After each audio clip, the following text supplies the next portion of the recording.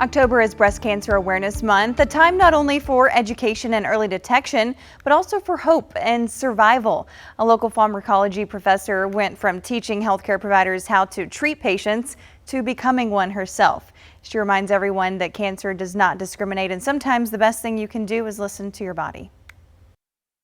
In spring of 2019, Emily Weidman Evans was the picture of health, a triathlete with a clean lifestyle and no family history of cancer. Her first mammogram at 40 came back completely normal. By October, everything changed. I was just getting out of the shower, putting lotion on like you do after you get out of the shower, and I felt the lump.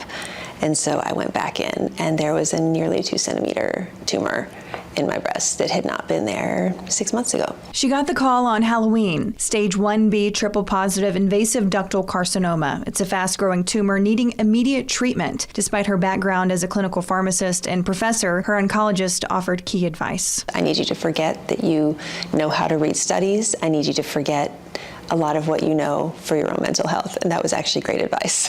3 weeks after diagnosis, she had a bilateral mastectomy, followed by 12 weeks of chemo and nearly a year of targeted therapy. Radiation wasn't an option due to a medical device previously implanted in her chest. The entire treatment regimen was very hard, but I do think because I was going into it as healthy, I feel like pretty much as healthy as a person could be, I was able to handle a lot of the side effects and stuff. Her last chemo treatment was on March 13th, 2020, the same day the country shut down for COVID-19. For her family, though, the lockdown provided unexpected protection while her immune system was at its weakest. With 2 young daughters, ages 8 and 13, it wasn't easy to talk about cancer. I remember telling my younger daughter when we were on a walk, and I said, I'm going to have to get some medicine. It's going to possibly make me sick.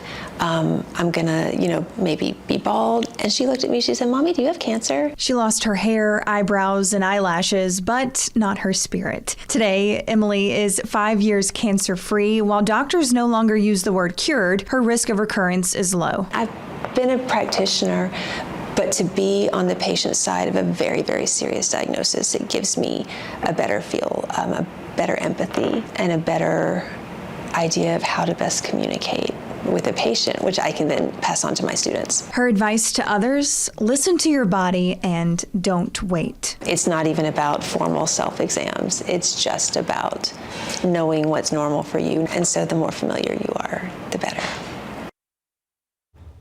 And don't forget to wear your pink today for breast cancer awareness. In partnership with Willis Knighton Health, we're wearing pink every Friday this month. We encourage you to wear pink too, and you can share your pics in pink by sending them to pics@ktbs.com.